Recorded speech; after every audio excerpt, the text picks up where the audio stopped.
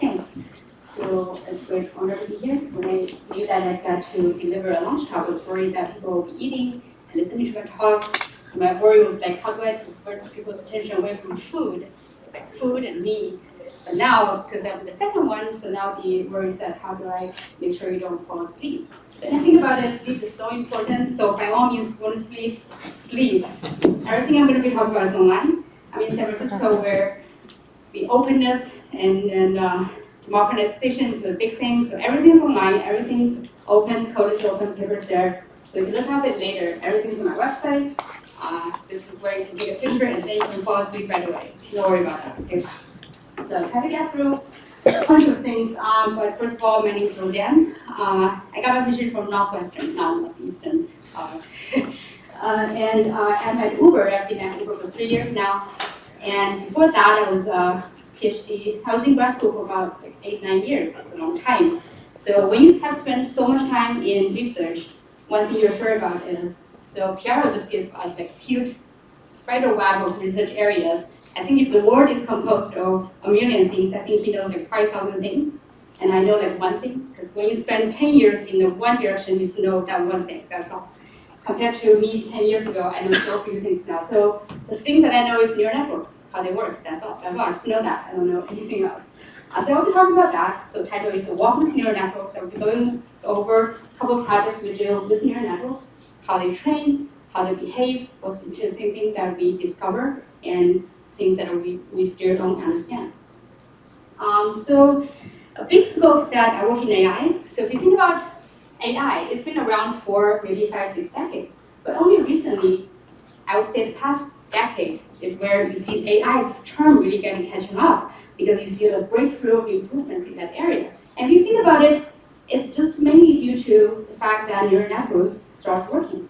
Of course, the fact that neural networks start working can be attributed to big data, large compute, and all the other things, better algorithm. But basically, this is the fact that drives everything, the AI achievement that we see these days. So if you think about what AI can do these days, they can take a picture and tell you the breed of a dog right away. They can draw bounding boxes around faces, face detection. So that is called image recognition, object detection. They can play games right from pixels. So this field is called reinforcement learning. And they can draw photorealistic faces just from noise. So all these faces are fake, but they look so real because this is a generative technology involved here. It's called generative adversarial networks, GANs. So, and just very recently this year, work from Google and OpenAI have really pushed the benchmark of language modeling. So this is an example from the model released by OpenAI called GPT-2. So if you know about language modeling, basically you train a generative model that generates text for you. It's just a generator that keeps output text. And usually what people do is they give the model a human prompt that is human type, a bunch of text, usually very short, and then ask the model to complete the passage. So in this case, the examples they give is human type, a bunch of text that's basically like made up stories. They say scientists discovered unicorns in this valley and in the Atlas Mountains, and the unicorns speak perfect English. So basically fake. And the model surprisingly output coherent text after this prompted text, and maybe something really real. So it's amazing when you read it. They even give it a name, Ovis unicorn, that have 4 horns. They're distracted, and this is discovered by this Dr. Jorge Prezes, a biologist from University of La Paz. So this is amazing. Not only that it's believable, if you look at it, why University of La Paz? Does anyone know that? So because it was mentioned Atlas Mountains in the prompt. So if you know Atlas Mountains, it's here, and La Paz is a city right by the mountain. So the model somehow figures out the geology just by reading lots of text. So none of this information is encoded in any knowledge graph or anything. The model was trained simply by lots and lots of text. So there's really a lot of amazing things are happening with machine learning, with AI, with neural networks. But despite all the achievements, how much do we really know about neural networks? I would say very little. And if you think about what neural networks are, they're basically in this cartoonish version, just nodes connected to each other with weights. right? Nodes are neurons and things like that. So my years of research were just into this area of looking at this figure really, really hard and try to figure out what do I not understand about it and what questions I want to ask and want to answer about neural networks. So in this talk, I'm going to cover 3 questions and answers. Some remain unanswered. And basically it involves 3 papers that I published recently. And my talk's going to be about the 3 parts, but I don't have to go through everything. So the only point I'm here is that we can engage. So stop me anywhere if you have questions. I don't have to go through everything. Again, everything's online, so you can look it up. And slides will be available after the talk. So raise questions whenever you have any. So I have 3 questions I want to ask. One is, what do you mean when you say a network trains? We all know machine learning just involves having a model and give it a bunch of data, train it. What do you mean when it trains? I just basically want to answer that. Second question is, how do you know if a network is too large, too small? There's always this definition about you need this many parameters, maybe even more parameters. How do you define the complexity of network and problem? And the third is, if a model is really popular, everyone uses it. Is it just good at everything? Should we just adopt it right away? Or can we look deeper and figure out there are better alternatives to it? So I have 3 parts. It's going to be shortened with these 3 names. First one is called LCA. Second one is called intrinsic dimension. And third one is called count. It's going to be noted on this corner of the slides, so you know which part I meant. So first part is called LCA, loss at change allocation. So I'm answering, what do you mean when you train a model? So for those who have trained machine learning models, doesn't have to be neural networks, any models will do. What you basically do is you look at something called a loss curve. So you're training it in this time, you're training it at every iteration, and basically you're just trying to observe a curve going down. And that curve you call loss. You hopefully your model is good enough, your data is good enough that your loss goes down. But then, if you think about it, this loss curve is one scalar. And what it really represents is whole network's behavior. The network may have millions of parameters, and the recent transformer models have billions of parameters. So isn't this view extremely reductive and limited? So in this work, we were trying to think what really happens between 2 iterations when you see a drop of loss. So what really happens is that the loss dropped, but really it's due to that all the parameters in this network moved. They each moved a little bit, or some may not have moved, but this whole dynamics are reduced to this one little drop of loss. So what we really want to understand is how much did each parameter contribute? There are a lot, but I want to know how much did they contribute. So we define this one per parameter metric that's called loss change allocation. I'll skip the math, but basically is now for each parameter you have a number, you sum them all, you get back to this loss change. That's easy, right? If the loss dropped from 3.0 to 2.0, you have like 1 drop of loss, can we distribute to all the parameters? Because it must have come from the parameters. And math is basically some simple tailored approximation, expansion in time approximation with some like 2nd order term, but it's not very hard. So what it basically means is that once you have this measure, now instead of 1 loss curve, you have a k loss curve where k is your number of parameters. So you have billions of parameters, you actually have a billion of curves. So then you can reduce the k curves however you want. You don't have to sum them all up and come up with this one curve. You can sum them up per layer. So you have, for each layer, you have a curve.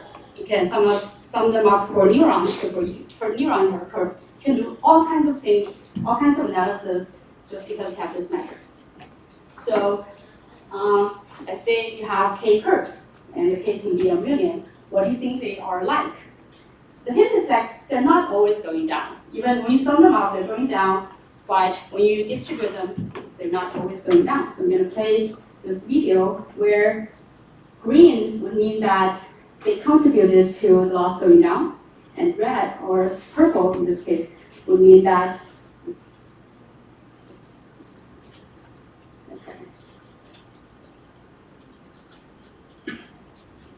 Purple would mean that it actually made loss go up.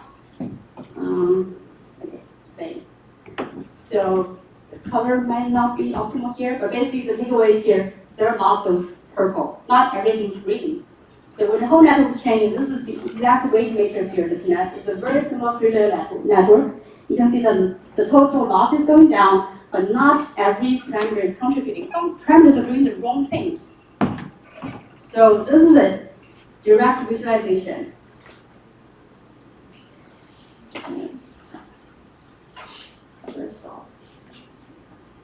So direct visualization, and what you can do is now you can do a lot of summarization and plot lots of things just to visualize what's going on. So for example, I have a network that is channel MNIST with SGD, and it's an FC network. So here, I'm plotting is so we see each single parameter, sometimes it hurts, sometimes it contributes to loss, or we call it helps. So here, I put them into two camps. If they're helping, they're in the green camp. If they're hurting, they're in the red camp. So white is that they're doing nothing. They're basically, they don't have to exist there. So in MNIST, there's a bunch of white, because if you know MNIST is a handwritten digit, there are lots of dead pixels. So those parameters connecting to those pixels are never doing anything. So it's common to see to have a lot of white here. So this is during training, right? And this is loss going down. You can see that during training, about only less than 50% parameter helped. All the other guys are just doing damages. They're just trying to hurt the loss every single iteration. Well, and then you may think, okay, a lot of them help, half of them help, less than half of them hurt. Is it like, are the hurting ones always the hurting ones, or are they like jumping through different camps during iteration? So this view gives you look at the histogram. So how many throughout the time, if you track one single parameter throughout the time, how much of the time they're in the green, how much of the time they're in the red, and this just tells you about half of the time they're in the green, half of the time they're in the red. So this is much harder to track them. Now you know that half of them are helping, but also half of them are just like switching between the camps. So that's bad. And we can separate them by layers, because this is a three-layer network. So you can see that each layer helped in about the same amount, just around 50. And this is by per parameter with the histogram, so you can see again around 50%. This is MNIST, another data set people like using CFAR. They don't have white anymore because CFAR is a color RGB image. Every parameter does something, but still this number is surprisingly close to 50%. So you have a network and half of the parameters are hurting, and half of the parameters are hurting, half of the parameters are hurting, and parameters are hurting half of the time. And all the layers contribute surprisingly around 50% throughout all the time. So that's it. Surprising discovery. In summary, barely over 50% parameter help during training. Each parameter hurt almost 50% of the time. And the learning is very heavy tail. So that is taught from this figure. So those who helped, very few of them helped a lot. And most of them just helped or hurt very little. And we went ahead and plot many other things. So this is the first insight that I talked about, the half of them helping or hurting angle. And then there's other angles. We found out that in this ResNet, that is an architecture that's very popular recently, this layer and this layer always hurt. So the first layer and last layer always hurt. This is another insight that we found. And then there's a third insight that you can see that learning happens at the same time. Whenever there's sync across all the layers, we plot a red dots. So the synchronization happens all the time. So all these values are enabled by having the simple metric that now we can tell whether each parameter is doing good thing, the damage thing. So this paper is going to be presented at NeurIPS this year. Okay, second part, instrument dimension. So I'm going to go through this part really fast. Basically, we're just trying to look at, because we look at all the recent papers on deep learning, what are people doing? Trying to do image classification, right? They pass MNIST as a handwritten digit in data set, CFAR, image tag. They would pass reinforcement learning, that's a bunch of games, but the network's the same. They're trying to learn from pixels to actions. And then a bunch of people studying generalization would like to study this data set called MNIST shuffle pixels. Basically, it's MNIST, but they shuffle the pixels. And to test if the network is really learning something or just memorizing. So in this work, we're trying to look at the whole picture of all this data set and being studied and being looked at. And we're trying to see if we can define a measure that just tells you how hard it is among all these problems. So you can probably tell that CFAR is harder, right? It's a colorful image, it has like cars and stuff. Well, this one just has 10 digits. This is 10 classes, but it seems harder to differentiate even for human eyes. Image that is much, much harder, has 1,000 classes, and each image is much bigger. It's 224 by 224, well, this is 64, 32 even smaller. And RL is kind of hard, because whenever people have an RL result, people always are amazed, but you really don't really know how hard RL is compared to image classification, because one is supervised learning problem, the other is reinforcement learning. So we're trying to, in this work, define a metric that we can compare through all these problems. So I will omit the math of the problem. So basically it is you find a subspace to train the network instead of training the network in full space. So if you have a network that is a million parameters, you find a subspace as 1,000. And if the network is still trainable from that subspace of 1,000, then we call that 1,000 is the intrinsic dimension of that network. That's a 20-second version of what this method is about. Now we use that method to measure a bunch of things. So we start with MNIST, because everyone likes MNIST. And you can do a bunch of things with MNIST. You can train a fully connected network. You can train ConvNet, that's a convolutional network that everyone loves. So with this network, it's about a network with parameters 200,000. And we found that the intrinsic dimension of this problem plus this network is 750. That's surprisingly low compared to 200,000. And for convolutional, it's even lower, it's 290. So what does this tell you? So lower dimension means the network is easier to train. That simply means this is a better network compared to fully connected.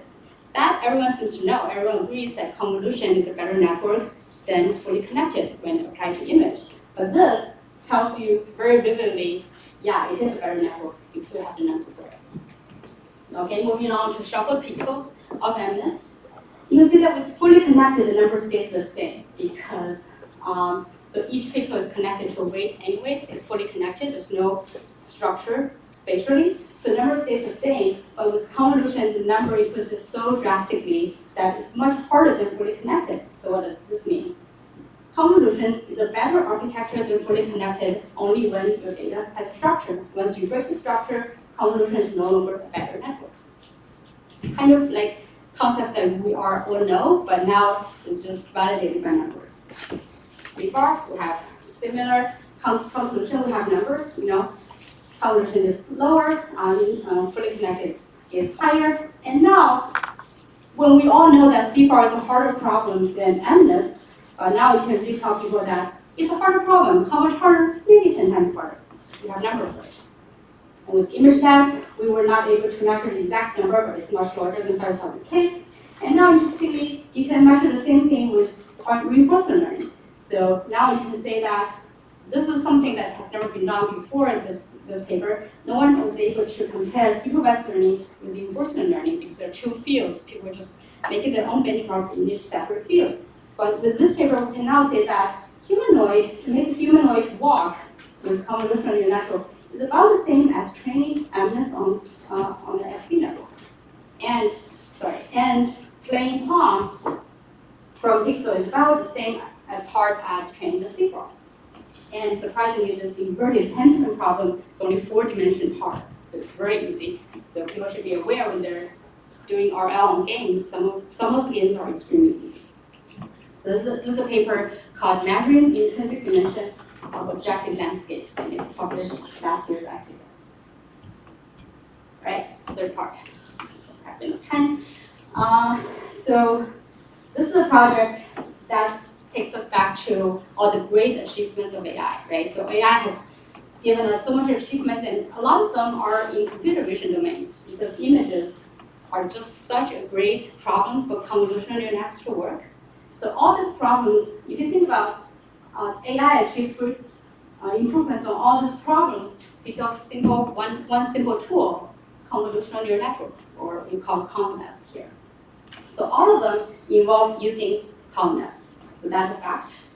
We started looking at that and we think it is amazing. If you take just the last example and really think about it, right? It is amazing that you can train a ConvNet that gives you a mapping between a noise vector. This is just anything. You can just randomly draw a noise vector, and then you can output a realistic human face. So this ConvNet is able to find such a mapping. Whenever you draw a noise vector, it gives you a human face that's realistic. If a ConvNet can do that, this should be easy, right? That is, if I give you a location, you pay me 1 pixel at that location. If I give you 4, 6, I want this pixel to be highlighted. And if I move it to 4, 7, of course I want this pixel next to the 4, 6, 4, 7 to be highlighted. I just want this task to be solved. This should be easy, right? Given that you already know this can be done in the modern technique. And we call this problem coordinate transform because it's a transformation between two coordinate system. This one Cartesian space, this is the pixel space. And surprisingly, we found that ConvNets fail at this task. It does very bad at this task. So to prove that, we generate a bunch of data sets with just moving pixels at all locations. And also you have corresponding labels for each of them and their actual location. We split them into train and test, because that's what you do in machine learning. You train your model on train, then test it on test. And to make it problem harder, we split it uniformly, just like 80% here, 20% here, and in another data set, we split them in a quadrant fashion. That is, we hold down this quadrant, so make it the problem much harder. So this is the base of data set that we're testing. We run a bunch of models just trying to see if they can solve this task. All models are convolution. And for each model, we plot the training performance, training accuracy, and task accuracy. So you want your training accuracy to be 100% and task accuracy to be 100%. So this is your happy place. You really want to get here. So I trained like 200 models, and this is their spread. So some models really perform poorly, probably because they're too small. Hyperparameters are not properly tuned and everything. And then as you do better and better, they start to what we call overfit. That is, in training, you can reach 100%, but on tasks, you do very poorly. So this is called overfitting region. So that's on the split of the uniform. That's the easiest split. And when you switch to the quadrant, like none of the models even achieve better than chunks. Well, it may be slightly better than chunks, so this is the chunks. Like if you're just random guessing, this is the number you're getting. So that is surprising. Like the best one, even the best one can only achieve 86 task accuracy, percent task accuracy. And so this was the task. We give the model input the Cartesian space xy, and we ask the model to plot 1 pixel, and they failed at it. So we can zoom in and see why does the model fail. So the thing is, if you know the convolutional neural network, the last layer is called logits. So they output a bunch of numbers, and then you use softmax to squash the numbers into probabilities. So here, they're trying to say, if this is a target, what's the probability of I should draw a pixel here? That's basically the number, and I plot it in grayscale. And as you're moving, so that was a trained pixel, so it seems to do the right thing because most probability on the target pixel, although some probability leaks out of the target pixel, that's concerning. And when you move 1 pixel over to a test pixel, a lot of probability leaks out of the test pixel, so that's even more concerning. When the thing that you did is just moving 1 pixel over. So you make a GIF out of it, you're trying to move pixels over, and the model, the best trained model, a ConvNet that is used everywhere to solve all these great problems, somehow failed to predict the actual position of the target, which is in red. So that is bad. We don't want that to happen. So we'll say that this problem is not solved by ConvNet. It's a simple problem. And we try the other direction. So why is this one not solved? Because maybe painting something is hard. Maybe ConvNet is good at regressing. That is, they can take a look at a picture and come up with numbers. So we tried this direction. Short story, it failed as well. So it was trying to come up with locations for each of the pixels, and it just come up with very poor solutions for it. So this direction also failed. And you might wonder, why do we care about drawing pixels? How's that a task? How is that solving any real world problem? So the actual story is we didn't start here. This is where we find the problem to be. We actually started way up here. Back then we were trying to train some GANs, So GAN is the network that generate pictures. So the one that generate human faces are real. Those are GANs. We're trying to generate some GANs to not generate human faces, but to generate objects that move around, and we failed at that. So we're trying to make the problem easier and easier every step. So when this is hard, we thought maybe it's because of the two colors. Maybe it's better at just generating, 0 and 1 binary values. And when this is hard, we try to simplify it by giving it a supervised loss other than a GAN loss. So GAN loss is harder. You have to train a separate discriminator. But we keep simplifying it, and at the end, it's still very hard for convolution to solve. So basically, we reached the conclusion that convolution, even though it's so widely used in computer vision problems, they cannot solve this very simple task. And we believe this task is intrinsically in so many other problems that to make improvements on all that problem, you should consider solving this task first. So usually, you can get a paper by just saying, oh, this thing sucks. We found out that, now let's fix it. And that would be the end of your paper. But in this paper, we're lucky enough that once we found the problem, we'll actually can propose a solution to fix it. So the solution is actually very easy. If you think about ConvNet, what it does is it maps an input tensor to an output tensor by sharing the convolutional weights across the spatial dimension. And you can just make it easy to. So when you're doing this, they have a quality that's called equivariant. That is when they apply weights to different locations, they don't really know where they are. They're not aware of the location of the input tensor. So what you can easily do is you add two channels to the input that just indicates the location of each pixel. So we call it I coordinate and J coordinate. You concatenate these two channels to the input tensor, run the same convolution, and just train the weights from these two additional channels. So we call this resulting solution chord count. So instead of convolution, we also add coordinates to it. And we try to test it on a few of the problems that were failing before and see if they fix them. But if you think about it, it's a very good solution because it still has a few parameters. It's sharing everything, so number of parameters still doesn't increase a lot. It is still fast compute on GPUs. That's important in the advent of deep learning. Everything has to be fast computable. It's not translation equivariant anymore, but it can learn to keep translation equivariance by just learning all these weights to be 0. If these weights are learned to be 0, it recovers the convolution. If they're not 0, then it means that the problem depends on not translation invariance. So you can use it anywhere you use convolution. So this is a basic sum network. You have a bunch of convolution, and now you can just easily swap them out to be chord count. You can change one of them, all of them, none of them, as much as you want. So once you have a solution, you want to test if it fits the problems. So does it fix all the 20 problems, and does it help in real-world domains? So let's remember how convolution was doing a lousy job at painting pixels. Now it's chord count, everything was solved very beautifully. And we trained 100 models, and like almost all of them, many of them are failing. Now we still train 100, 200 models, and they're all kids, perfect train accuracy and test accuracy. So this is one dot, but there's like 200 models behind it. And the training time is much, much smaller. Before you need like an hour or so to reach 80%. Now you need a couple of seconds to reach 100%. So it's 3 times smaller and 500 times faster. The other direction of the problem, that is the regression, is solved also beautifully. So yeah, it did solve the 20 problems, but who cares about 20 problems? We care about real-world problems, like these problems. Remember detecting the breed of a dog, that's image classification, drawing bounding boxes, that's object detection, generating human faces or objects, that's generative models, and playing games, that's reinforcement learning. So we're trying to test on all these domains, and the summary is, for image classification, it doesn't help that much, which is understandable because image classification actually requires translation equivariant. So you want a dog to be, wherever it is, will still be recognized as a dog, not depending on where it is.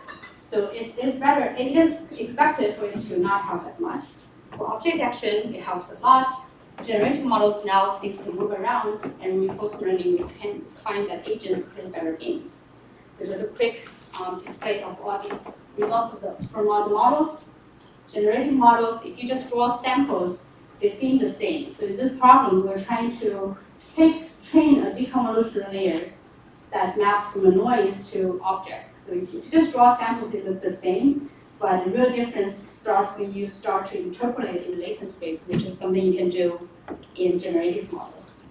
So you can see that in the convolution case, the objects are, the pixels appear and disappear. That's not what you want. The objects are not coherent.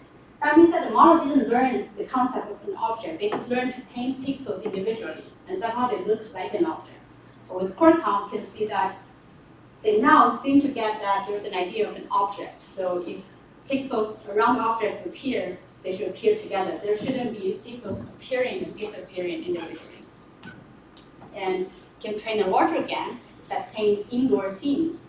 So with convolution, you can see that things kind of fade in and fade out. There's no notion of geometry. And with CoreComp, you can see that there's things zooming in, zooming out. There's a better geometry because you want things to move around.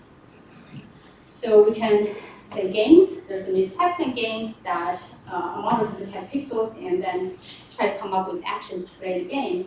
We test CoreComp convolution. CoreComp is better, which is understandable. Probably in this game, you want to not only know, not only detect where Miss Pac-Man is, but also know where she is. Not only detect what Miss Pac-Man is, but also know where she is. So CoreComp would help. This other game, it trains faster, although the end score is similar. This third game, it didn't help that much. So we tested 9 games, I think, and then on 6 it's better, 2 it was similar, and 1 it failed.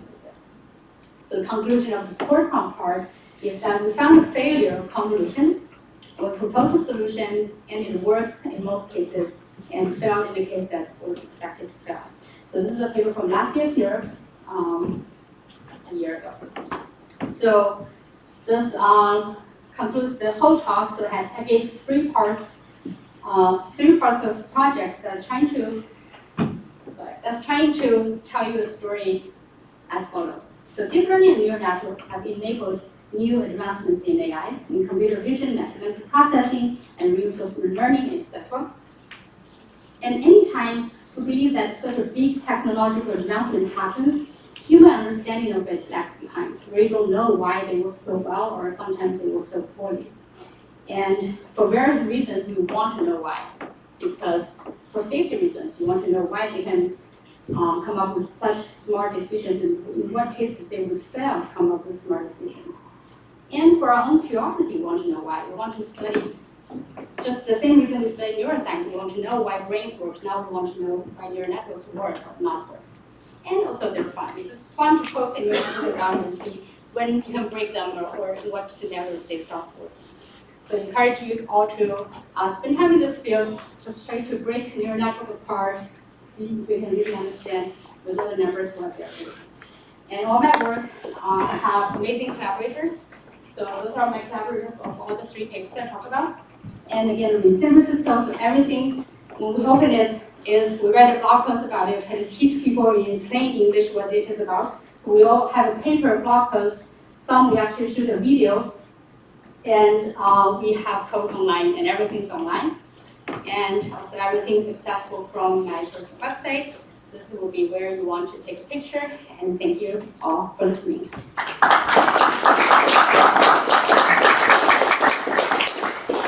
Any questions for them?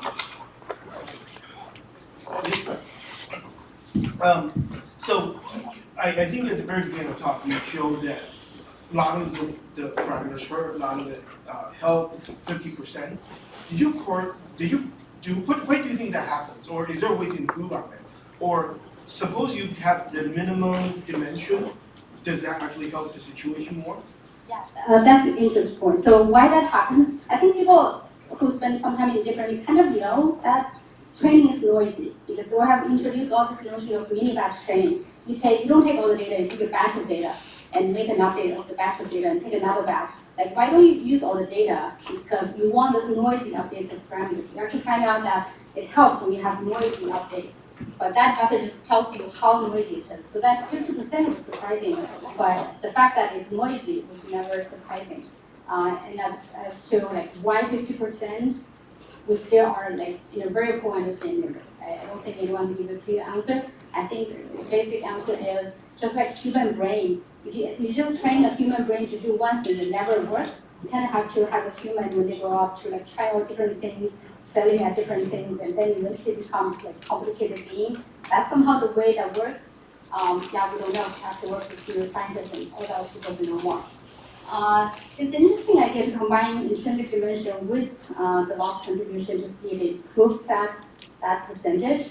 I would think that it might have. I'm not sure, so we haven't tried that direction, but that's an interesting point. Thank you. Yes. In addition to the batch training, does it also have anything to do with convexity of the problem? Yeah, for sure. So neural networks are hard because they have so many parameters. They create this landscape. So this whole paper is talking about landscape. Right? This landscape that's so nonlinear, so intricate. So people do add noise to it so that hopefully when you're at local minima, you can jump out of it and reach another local minima. So the whole training is messy. It's super complicated. That's why people develop all these techniques, try to like measure it. Okay, in one of your slides, maybe two before, you talk about give some reason why and how it happened. So do we find more and more reasons on those highly nonlinear stuff, or still have a lot of unknown for human beings because human beings much behind? Yeah, I think anytime there's a huge jump of technology advancement, human knowledge is behind. I definitely don't understand that much. I wish there are people that understand more than I do. I believe that there may be like 5 people in the world that really understand neural network, the ones who invented neural networks. But yeah, I think the average knowledge is still pretty much lagging behind. Any more questions? Okay, thank you. Let's do